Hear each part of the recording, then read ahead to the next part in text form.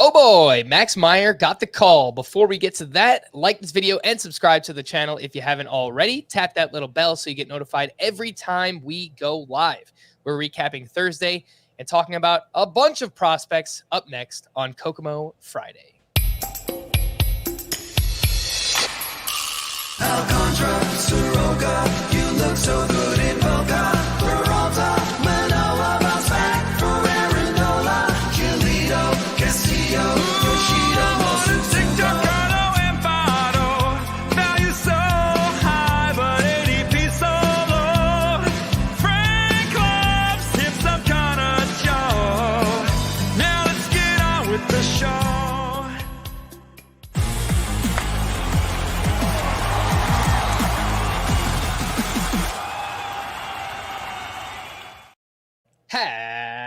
Happy Kokomo Friday and welcome into Fantasy Baseball today on July 15th. Frank Stampfl joined by Chris Towers.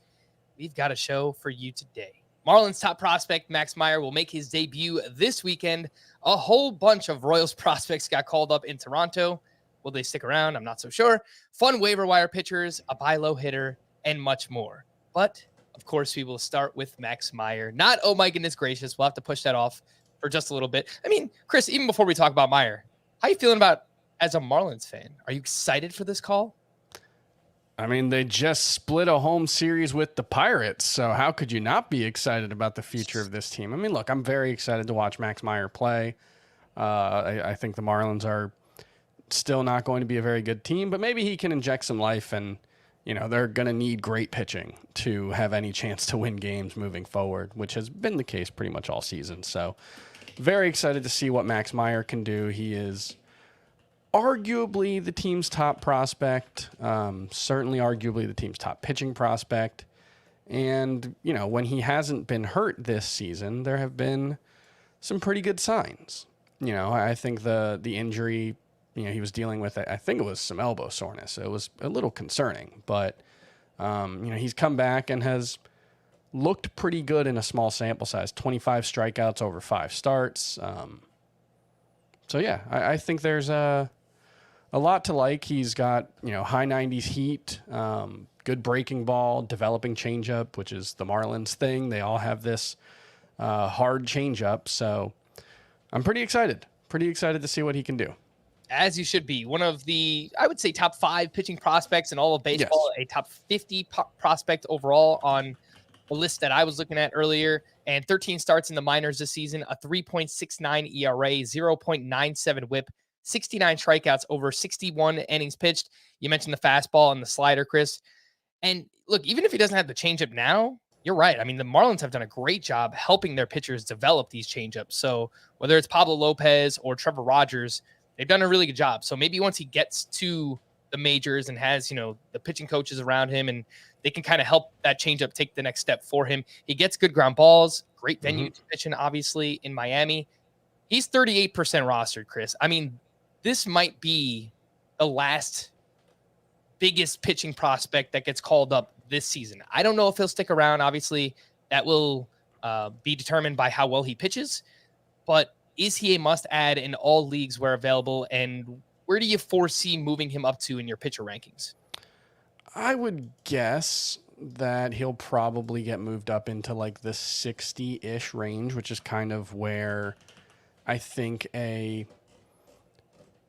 probably several tiers end around there. You know, we refer to this blob, and I think that's probably like I've got Andrew Heaney and Tyler McGill in that range. I've got Merrill Kelly, who is a different type of pitcher, but Tyler Anderson. So like a mixture of guys with upside and guys who are kind of boring. And I think, you know, he fits around there, like, you know, right around where Hunter Green is, I think makes sense. So yeah, I'm pretty pumped to see what he can do. Looking at Baseball Prospectus's mid-season update, their top 50, he's 14 for them overall. Actually, the second Marlins pitcher ranked, they really like Yuri Perez, who's a 19-year-old at AA, which is pretty impressive. But Max Meyer's the guy who's getting the call, and you know, he's like a 6-foot guy who throws 100 miles an hour. You love to watch that. Yeah. Would you say must add in all formats, regardless of league size? Or Probably not like a 10-team points league, but I went out and the one league I have that has open free agency, I went and picked him up and dropped. I think I added Tanner Rainey to the IL, or no, I just dropped Tanner Rainey because I had no IL spots left, and Tanner Rainey's probably done for the season. So, yeah, I'm pretty close to calling him a must add. somebody on Twitter asked me if I would drop Aaron Ashby for Max Meyer, and I kind of hesitated, but I said I would stick with Ashby. What do you think about something like that? I think that's the right range, the right idea. I am moving Meyer higher than Ashby, so I'm okay with it. All right, I'm going to go with Ashby. Chris is going to go with Max Meyer because he's a homer, obviously. Obviously. Fab, Chris. Look, there's going to be a bunch of Fab going this weekend, Sunday night, and people are going to have to determine how much money to spend on Max Meyer. And everyone's different this time of year. I have leagues where I have $65 left out of $1,000 budget. So Yeah. I won't be able to bid that much on Max Meyer. But let's say you have, 15 to 20% of your budget left. Are you willing to give up like half of that to get Max I Meyer? think that's what I was thinking about. About $100 out of 1,000 is probably the right range. So, if you're only sitting on a pile of 70, I wouldn't throw $70 out there. Although, I know Scott mentioned in one of the recent podcasts earlier this week, I can't remember, was it Esteury Ruiz who he blew out his remaining fab for because he was in a league with $0 ads? He kind of hinted at who he was going to pick up, but I don't think he told us who it was. Yeah. So we're at that time of the year where, there's little enough competition on fab most weeks that you can, get away with not having much left if you really think Max Meyer is going to be an impact player. I think it's questionable enough, given the recent injury history, the fact that the Marlins aren't going to probably get many wins, that he's not like a, completely blow out your fab budget guy, but, $100 makes sense. Yeah. Or, if you play with, if you start with $100, something like 10% of your fab budget that you started with, obviously. All right, well, let's get into, oh my goodness gracious, players from Thursday. Oh my goodness gracious! All right, Chris, where would you like to go? Well, sticking with the homer theme, let's just stick with a Marlins pitcher. This was actually this Marlins Pirates series. We joked about it during the streamer segment. If you haven't gotten to the end of the episodes this week, we joked about just pick those guys, and the streamers for that series. So everybody who started except for Pablo Lopez, basically. So that's including like Trevor Rogers, who's like 60% rostered. Those players combined for like a 1.70 ERA over 40 innings. Like if you had actually just streamed every pitcher in the Marlins Pirates series, you would have had an amazing week because Braxton Garrett went 6 shutout innings, allowing 2 hits, 2 walks, 11 strikeouts against the Pirates. On the other side of the game, Zach Thompson allowed 1 earned run in 6 2/3 innings. Only 2 strikeouts in that one. But yeah, Braxton Garrett pitching pretty well of late for the Marlins. And he's someone who at one time had some prospect pedigree. I think he was a first-round pick who just kind of got derailed by injuries. He's 24 years old. He doesn't throw hard. He's a lefty.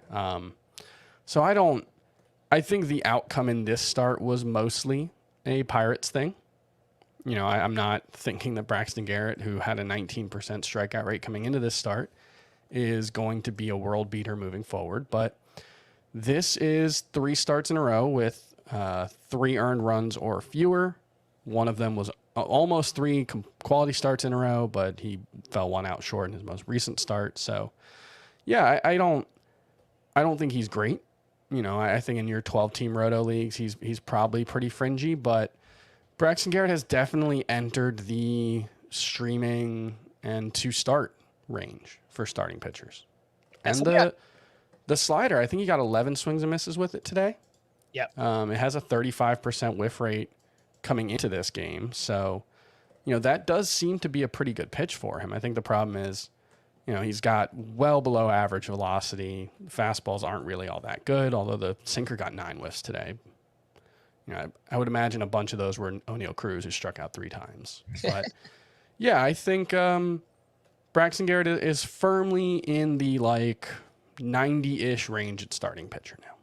All right. And yeah, I was going to mention the slider. He's throwing it more this season, 34%. He used it just 21% last year, and it has been a pretty good pitch for him overall. He's got a 3.70 ERA, 46% ground ball rate, nearly a strikeout per inning, and 11.3% swinging strike rate entering the start. So that will only go up after racking up 23 swinging strikes against the Pittsburgh Pirates in this start. I do agree. Look, if he's out there in 15-team leagues, take a shot. Let's see where it goes.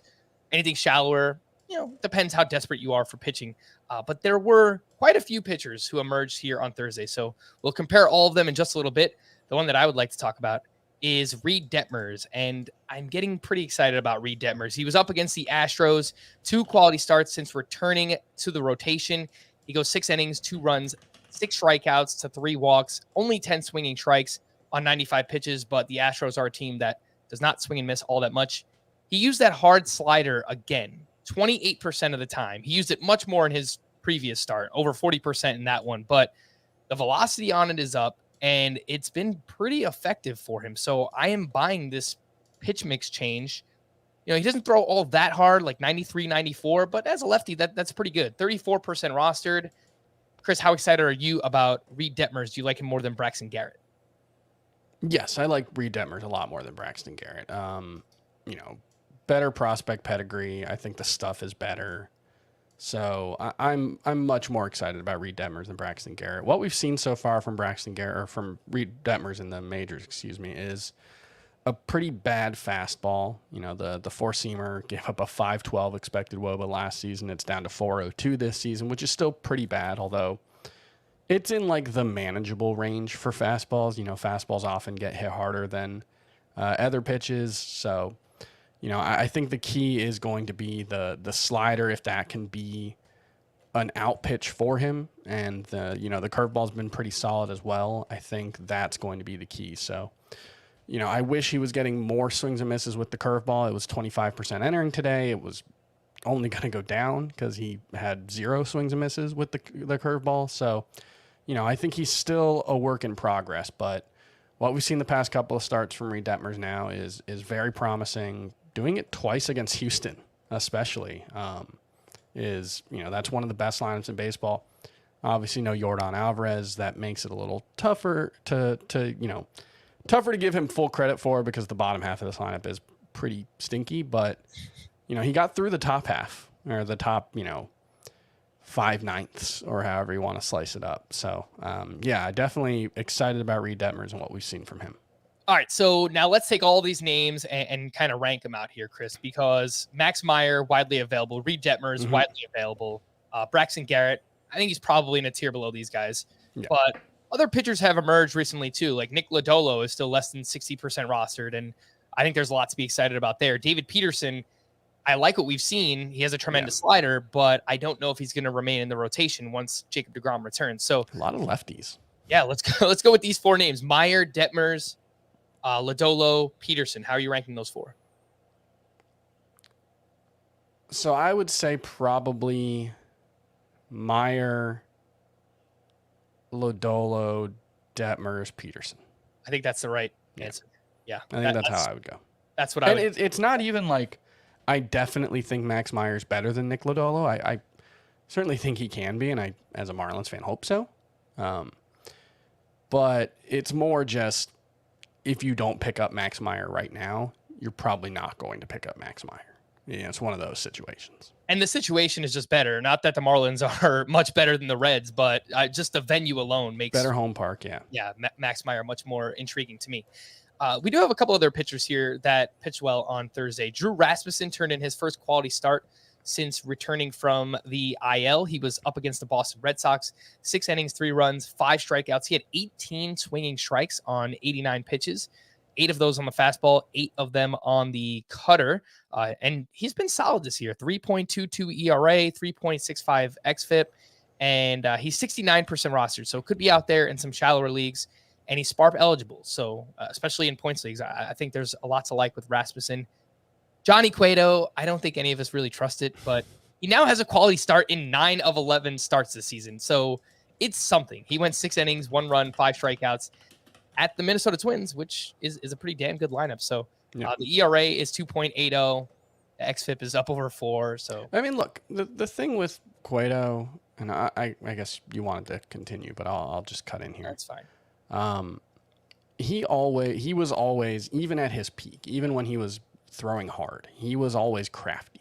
You know, Johnny Cueto always threw like basically every pitch within like an 8-mile-per-hour band. It was like 85 to 92 miles per hour or something. And all of his pitches kind of have similar movement, and he, you know, throws off hitters' timings, and he was always someone who outperformed his expected stats, or his peripherals, I guess. 3.43 ERA for his career, 3.86 FIP, 3.93 xFIP. So, you know, when you look at it and you say, well, he's got a 3.97 FIP, Johnny Cueto probably still has some of that veteran guile left. So, you know, it's not unreasonable to think that he could be a mid-3s ERA guy moving forward. But, you know, middling strikeouts, I don't think it's a particularly exciting profile.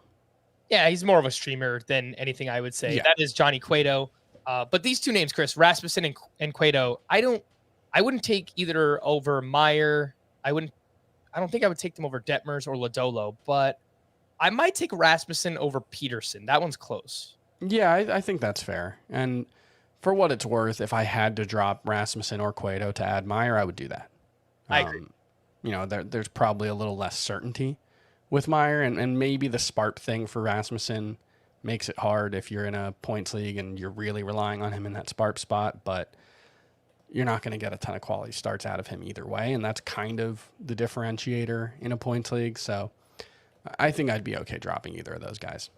All right, we already talked about Braxton Garrett in deeper leagues. How about Zach Thompson on the other side of that game? You mentioned what he did, Chris. And then Cutter Crawford, who pitches for the Red Sox. He turned in a quality start at the Rays. 6 innings, 3 runs, 6 strikeouts to 0 walks. He did have 13 swinging strikes on 91 pitches.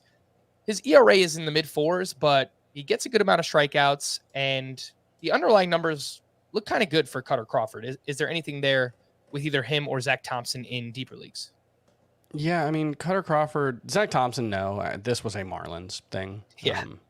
Like I said, the Pirates pitchers pretty much all universally pitched well in this one, so that tells you the Marlins offense right now.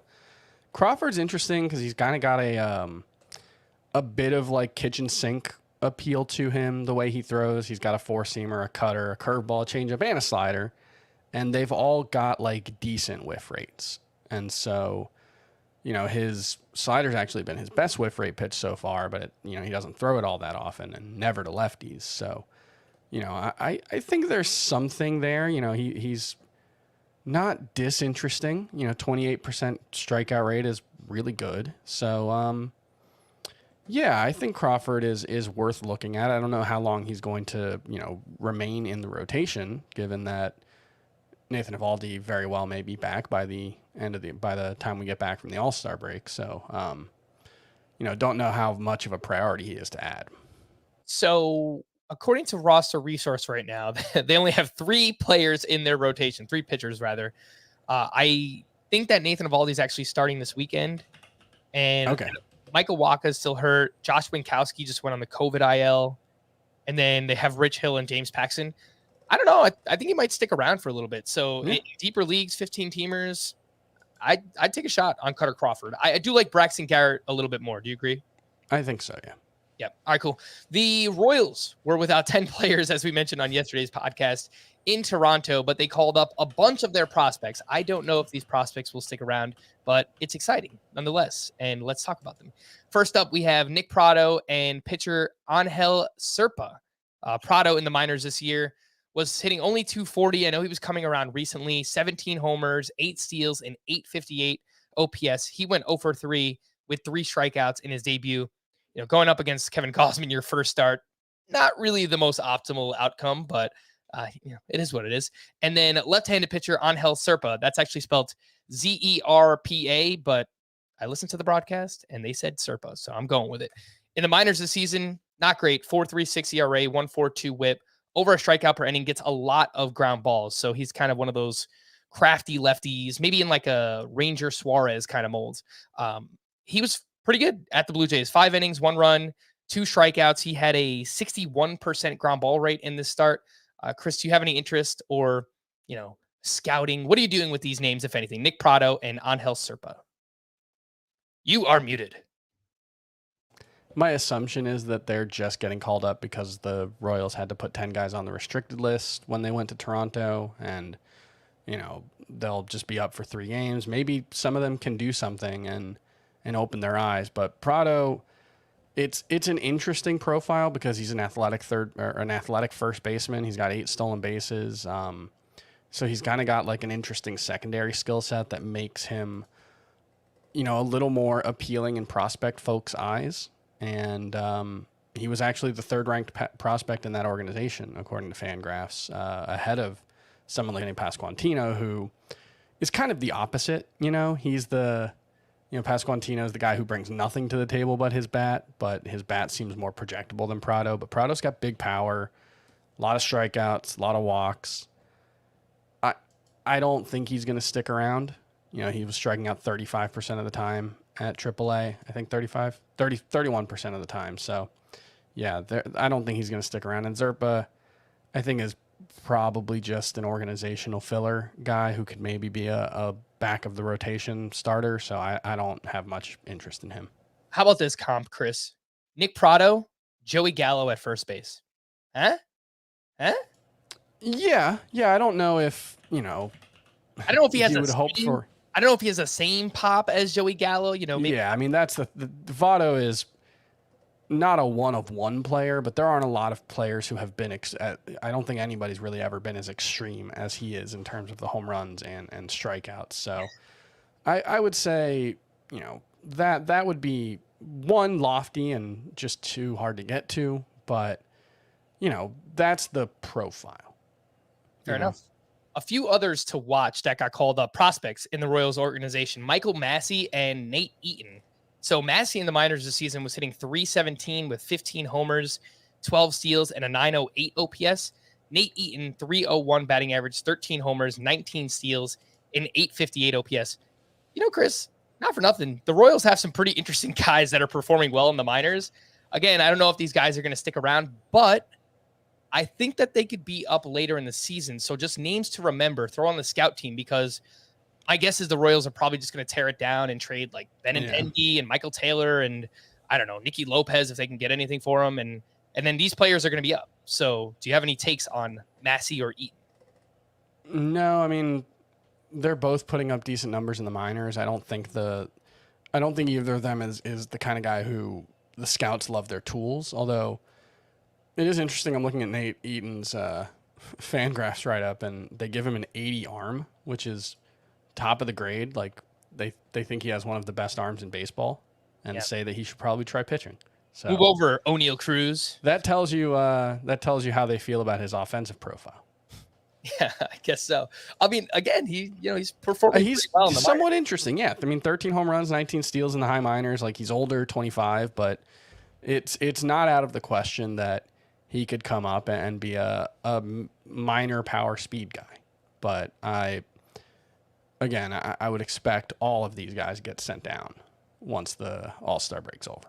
All right, fair enough. Let's see what they do this weekend. That's Prado, Angel Serpa. He's not going to pitch again. And then Massey, Eaton.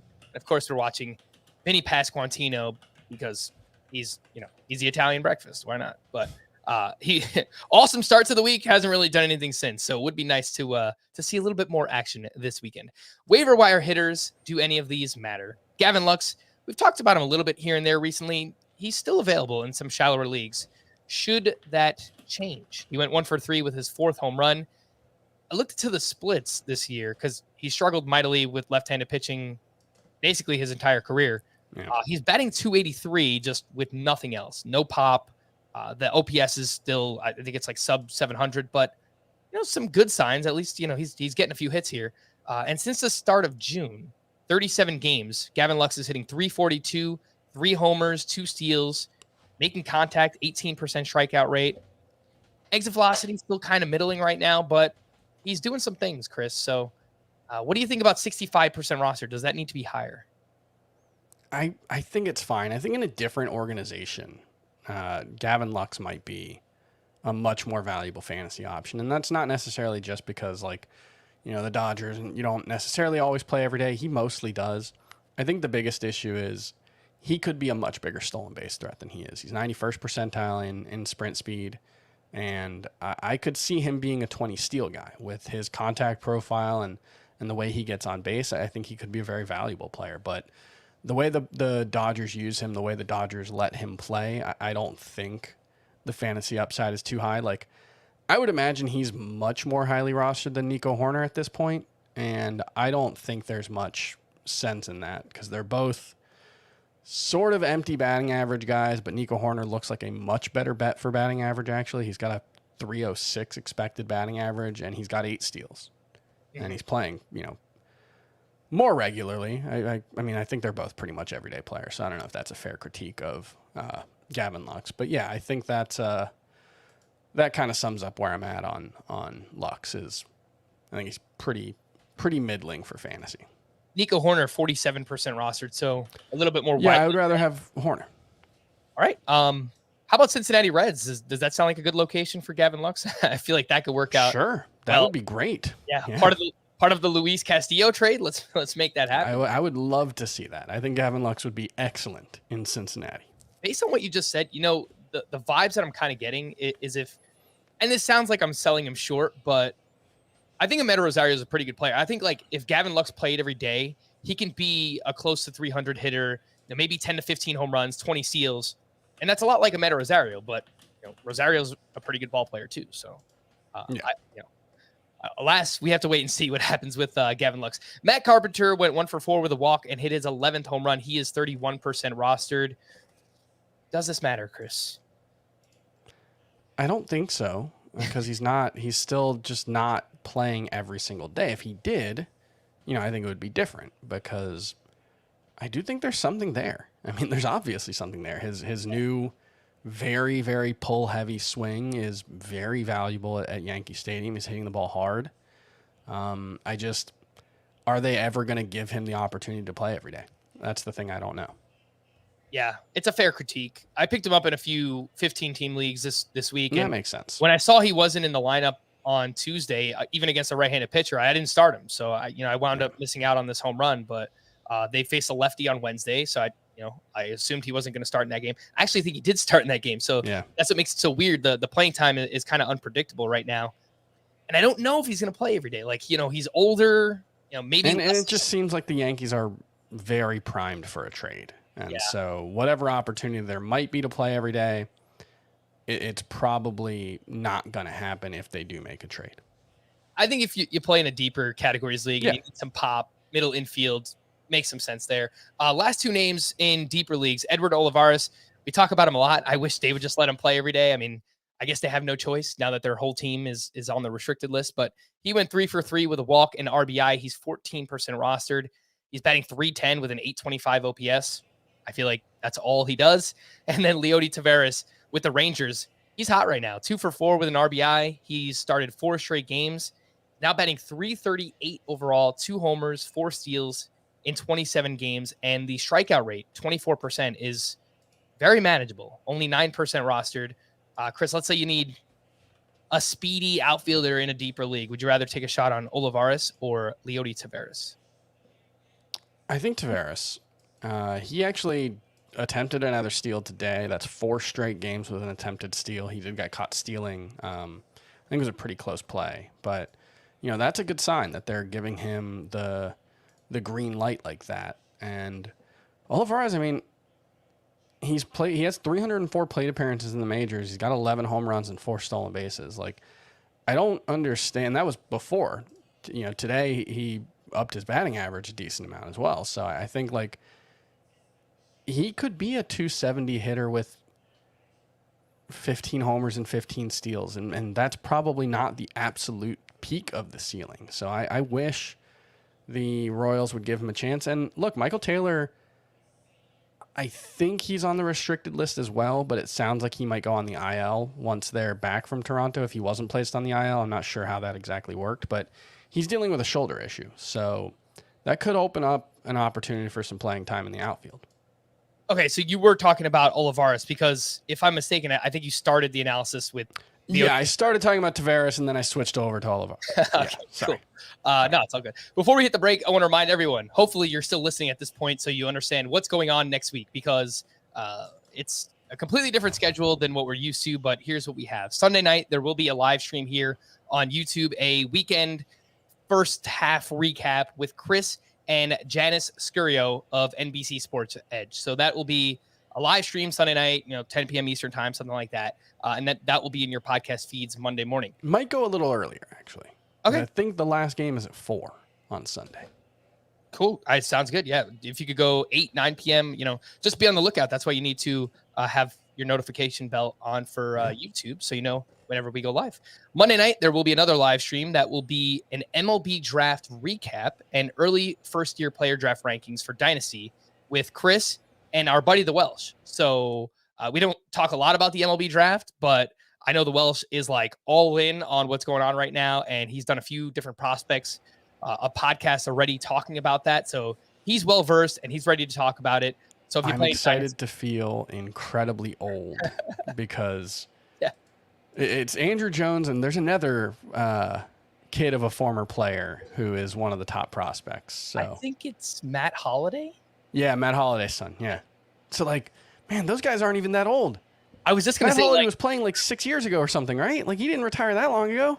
Chris, you could have been one of these guys' dads. Legitimately. I would have had to had a really young kid. That would have been high school. Scott could. Yeah, Scott. Yeah. It's crazy stuff, man. But Drew Jones is looking like he might be the first overall pick. So these guys will talk all about it. So for those of you who play in Dynasty Leagues, that'll be a lot of fun. And then we don't have live streams Tuesday, Wednesday, Thursday night next week, but we will have podcasts.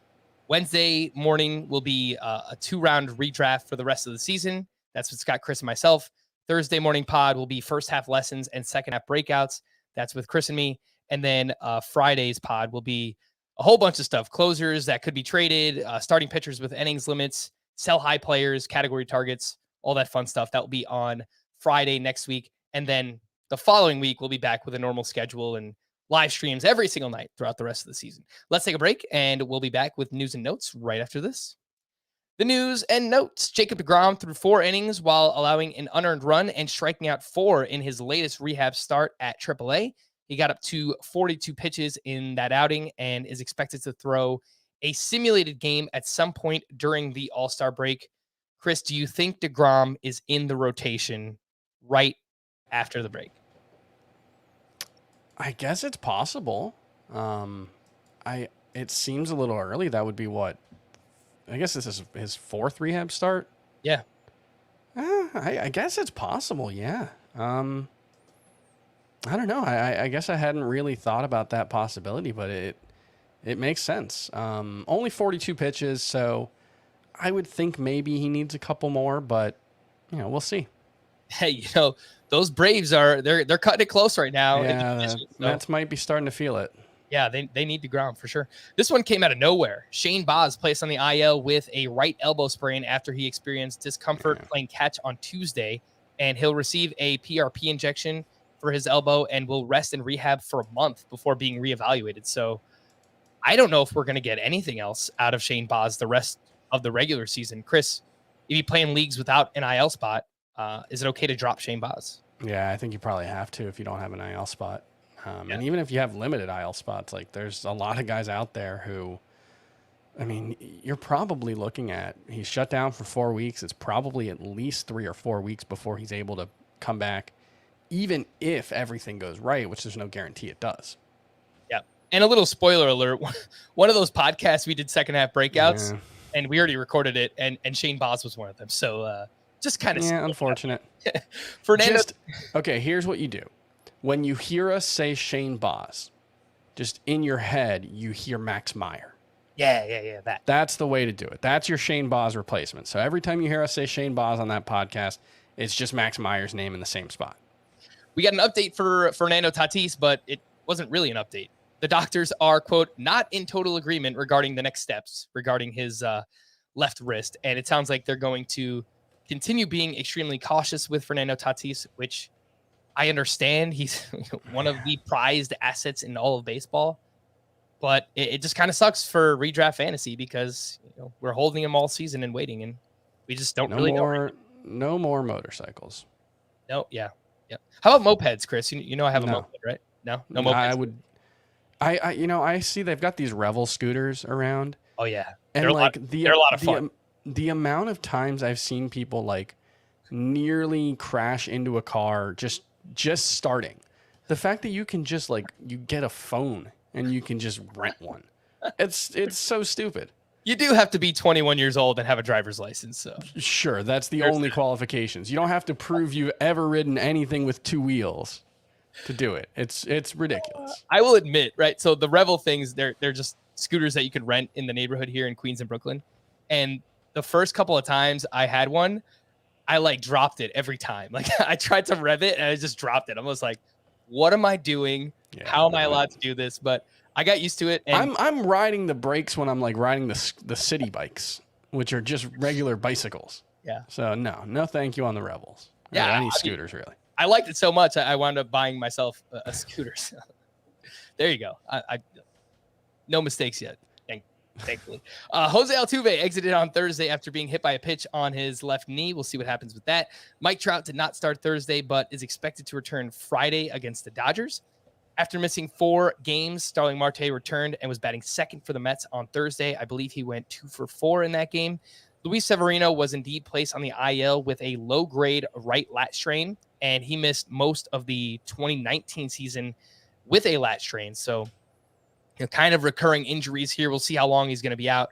But with that, we mentioned Domingo Germán on yesterday's podcast. He's scheduled to make his 5th rehab start on Friday at AAA. And if all goes well, maybe gets a shot in the second half to fill in for Luis Severino. Christian Yelich has missed 3 straight with mid-back tightness, but it sounds like he could be back on Friday.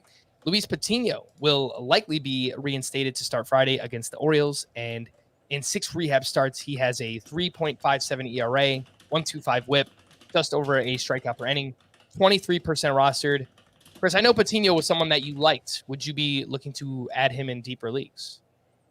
Yeah, I remain intrigued by his skill set. He didn't really get nearly as many strikeouts or swings and misses as you would want last season. So, hopefully there's some room for him to improve on that. He did get, decent swings or decent strikeout numbers in the minors. So hopefully that can carry over. 19 strikeouts and 17 2/3 innings in his rehab outings. So yeah, I'm interested to see what he can do. And if he has a good start, I think that would push him ahead of the Braxton Garrett tier that we were talking about earlier. Yeah, I was just going to say, if you can only pick up one, would it be Patino or Garrett? If I'm speculating before Patino starts, I think I'd be okay just going with him, just because I don't think you're going to miss out on much with Garrett, especially because he's probably going to be the 4th starter coming out of the rotation or out of the All-Star break. So you might not be able to use him until, what would that be, week 18? Whatever the first week after the weekend series coming out of the All-Star break. So I don't think there's a huge need to add him. All right. Nationals manager Dave Martinez labeled Kyle Finnegan as the guy for the closer role, which we expected. John Birdie exited on Thursday due to a mild left groin strain.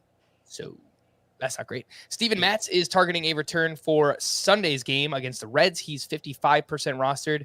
Chris, do you have any interest in Steven Matz? I don't really understand why he's 55% rostered. Yeah, I don't get that. Given how long he's been out.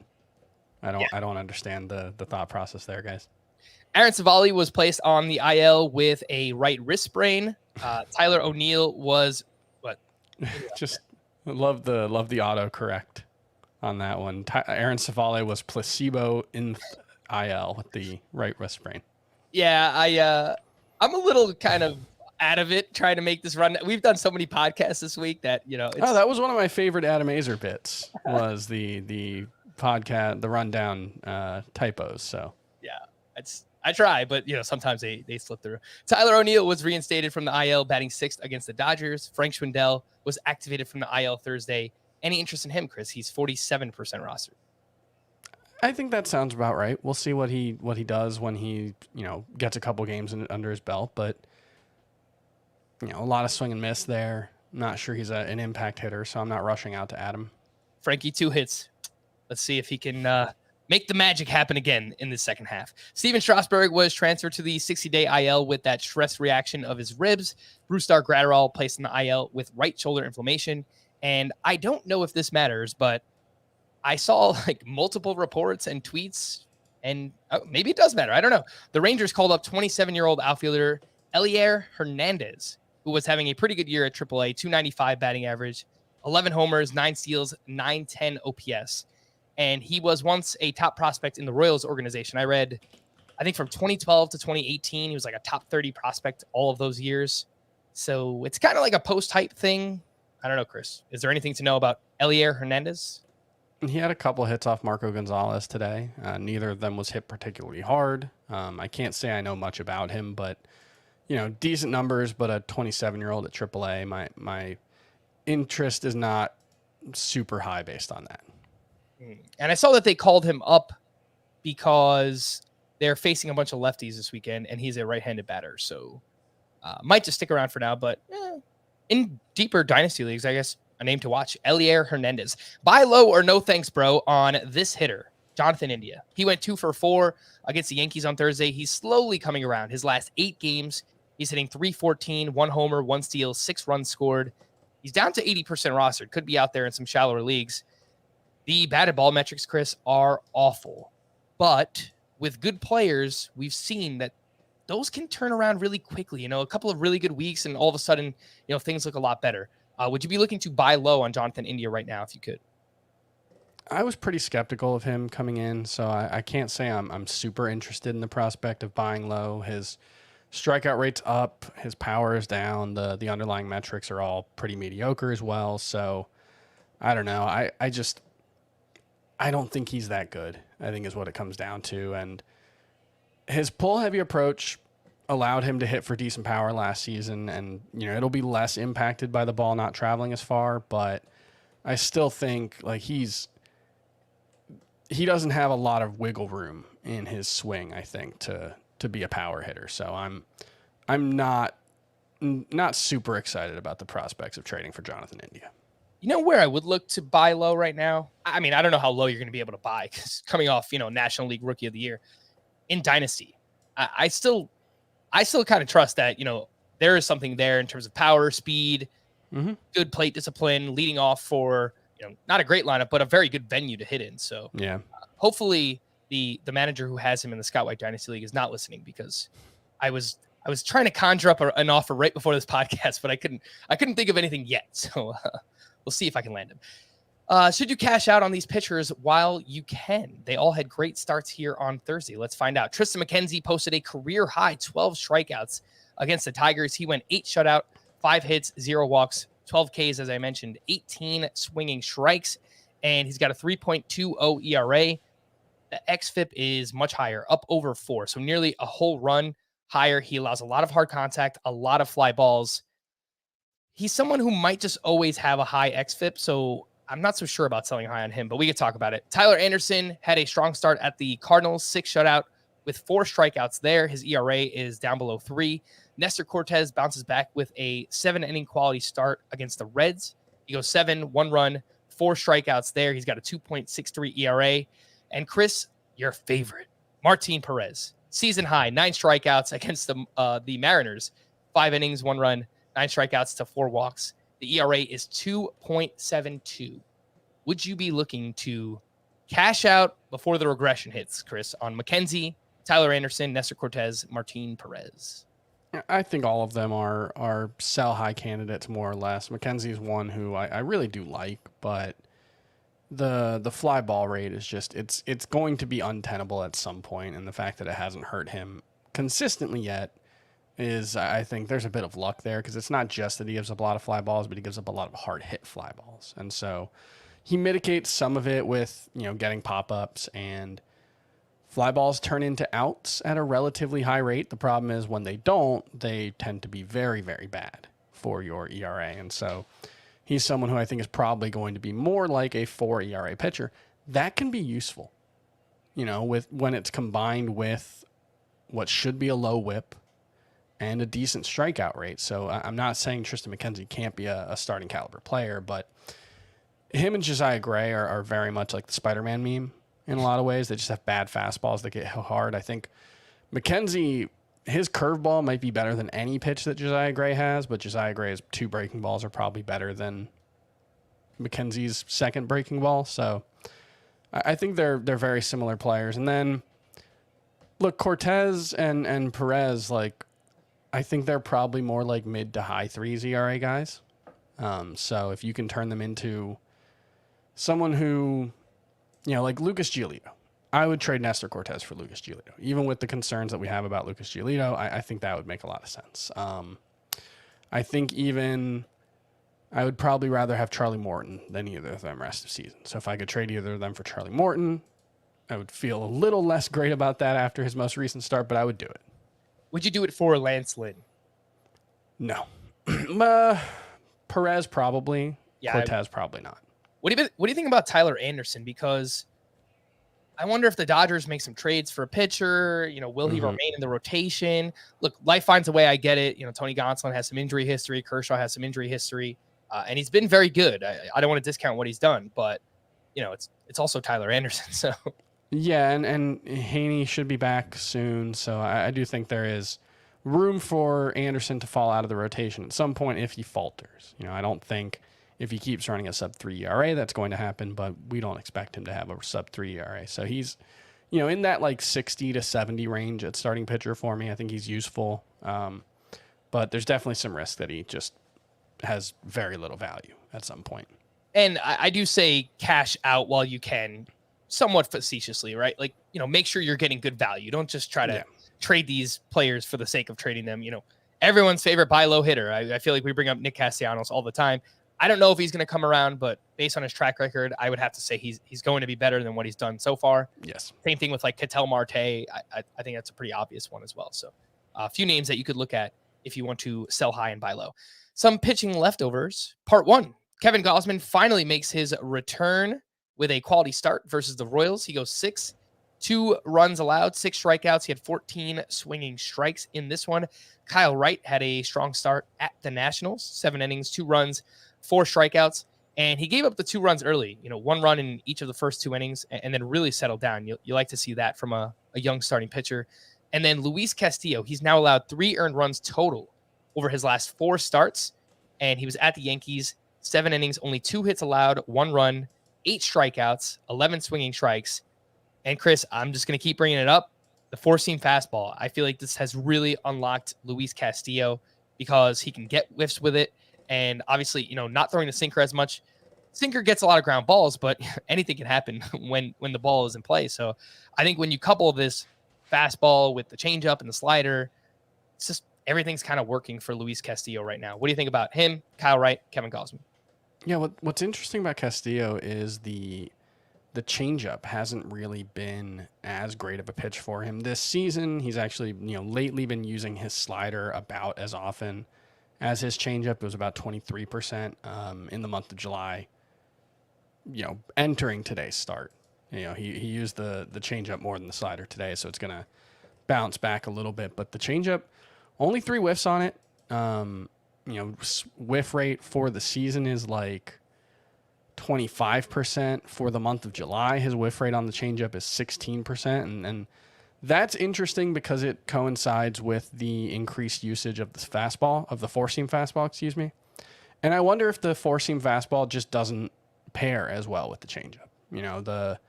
The sinker might have more of that arm side run. The 4-seam fastball has more rise, and the changeup typically, moves to the arm side. So I do wonder if that change is making the changeup a little less effective, and he'll have to rely on the 4-seam fastball for whiffs, and he'll have to rely on the slider for whiffs more than he has in the past. But that being said, I think the results are good enough that I'm not too concerned there. It's just something I'm going to be keeping an eye on. And then I think Gausman's just awesome. He's a top 10 pitcher for me.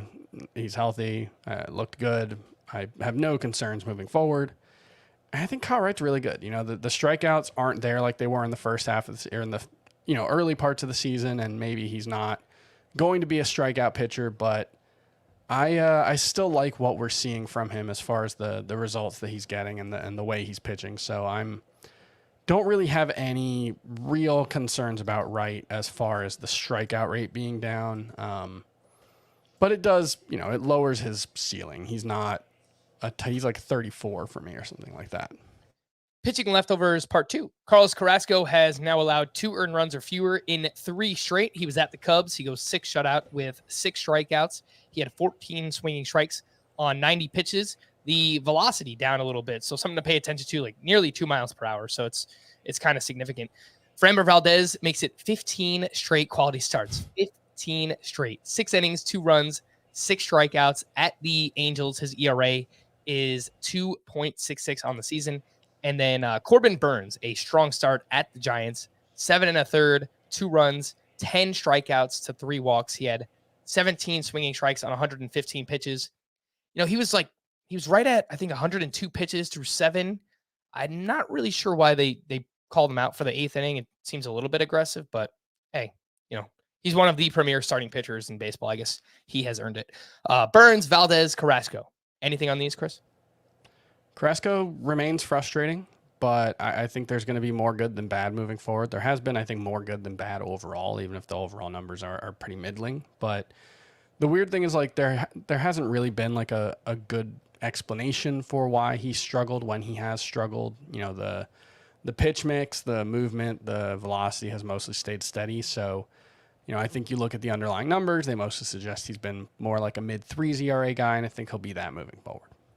All right. I am watching the Giants and Brewers game currently, which is in the 10th inning, and I just saw that Christian Yelich is pinch running for Victor Caratini. So it's a nice sign to see, and hopefully he can get back in the lineup over the weekend.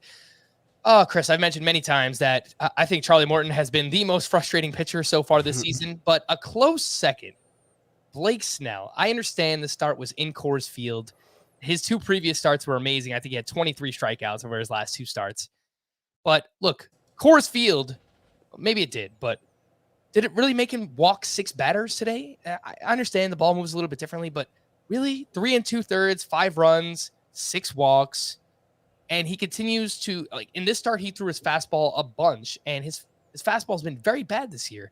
His most recent starts, when he was great, his curveball is the one that he was leaning into. Well, maybe that's a product. That's the thing that, Coors Field could, maybe it's could Coors affect Field for thing, sure. But, oh man, like I think this is kind of who he is now. I think he's erratic. There's going to be good moments and bad moments, but it's hard to trust him. And how can you put him in your lineup, Chris?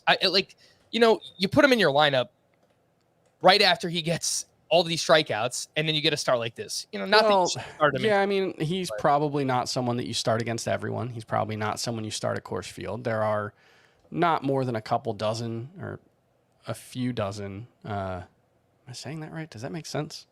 Like 24-ish. A couple dozen. Yeah, I think that makes sense. Starting pitchers who you would definitely start at Coors Field, maybe 36, maybe 3 dozen. I don't know why I've decided to use that naming convention, but we'll just go with it. So, like, he's not that guy. He's 54 for me at starting pitcher. I think he's just going to be frustrating. There's going to be a lot of good and some really, really bad. Frustrating is the word, man. Because I guarantee you the people who have him did not start him for those 2 starts with double-digit strikeouts. Yeah. And, like, maybe you threw him back in because you're like, all right, he's back on track, and then this happens. He's just so frustrating, Blake Snell.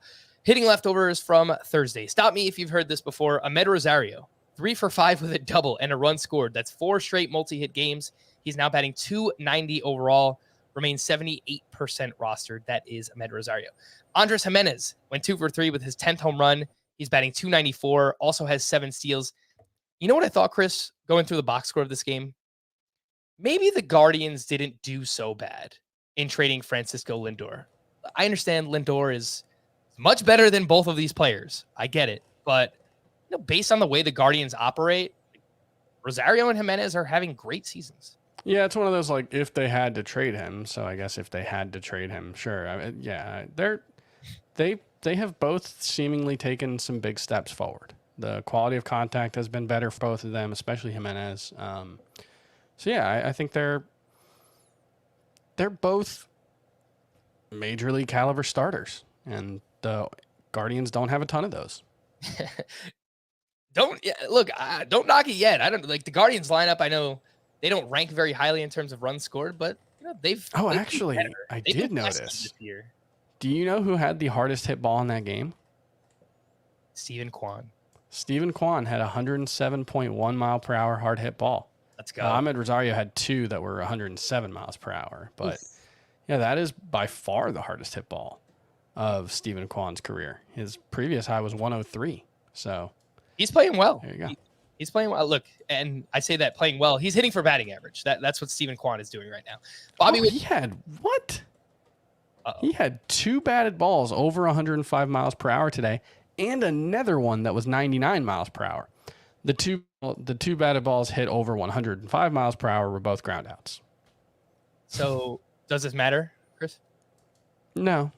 All right. Well, thank you for sharing. Bobby Witt Jr. had a sock and a shoe, his 13th home run, his 17th steal, and the home run came off of Kevin Gausman. And nice little sneak peek for our 2-round redraft rest of season. Bobby Witt Jr. either made the cut or he was very, very close. You'll have to listen and see. We call that a tease. Yeah. Luis Robert went 3 for 5 with his 12th home run. He added 5 RBI, and it looks like it's happening. The breakout right now. July, he's hitting 328, 4 homers, 12 runs, 16 RBI.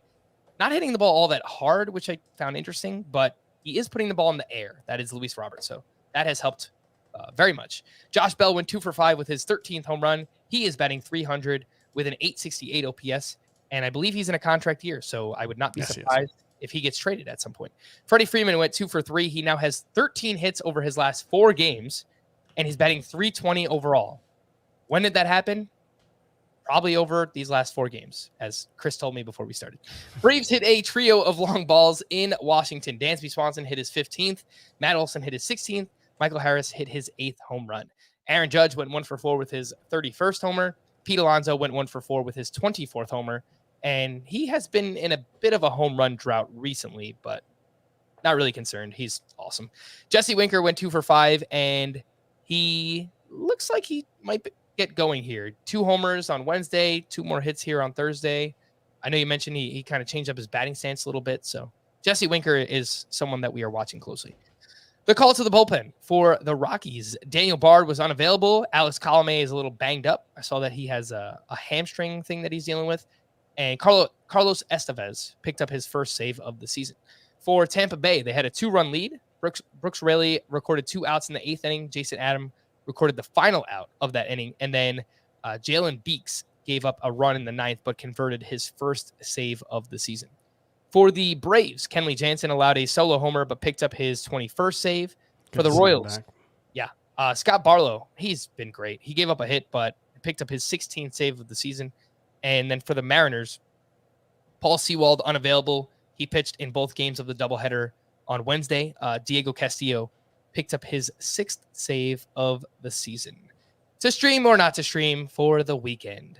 Friday, Kyle Gibson at the Marlins, Tyler Wells at the Rays, Devin Smeltzer versus the White Sox, Cole Irvin at the Astros, Andre Palante versus the Reds, and Madison Bumgarner at the Padres. Smash the starting pitcher against the Marlins button. Let's do it. Kyle Gibson. Saturday, we've got Nick Lodolo at the Cardinals, Dean Kramer at the Rays, Trevor Rogers versus the Phillies, and Alex Cobb versus the Brewers.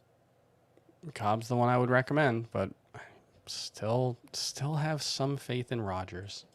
I hope so, Chris, because you traded me him in the Scott White Dynasty. I need to see something. Well, I got Jose Barrios back for him, so it hasn't exactly worked out for me. Yeah, fair. Saturday is kind of interesting because there are some decent pitchers here. Like I like Nick Lodolo, but I don't really want to start him at the Cardinals. So yeah, I think I would pass on these names. Sunday, we have Jordan Lyles at the Rays, Chris Flexen at the Rangers, Glenn Otto versus the Mariners, Adrian Sampson versus the Mets, David Peterson at the Cubs, and Jake Odorizzi versus the A's. Can he do it again, Chris? I like Peterson and Odorizzi. Hey, the last 3 starts in a row for Odorizzi against the A's? It might be, honestly. It was weird because every week I would look up, for the Friday podcast, I would look up streamers for the following week. And every week the Astros were going up against the A's. I was like, what's going on? Is like the schedule messed up? But yeah, I just think it worked out that way. Yeah. But last time Chris recommended Odorizzi against the A's, he went off. It was like 7 shutouts, 7 strikeouts. So yeah, let's go with that one again. All right. The first half is in the books. It's been a great season so far. We're going to wrap there. For Chris, I am Frank. Thank you all for listening and watching Fantasy Baseball today. Chris will be back again on Monday. Bye-bye.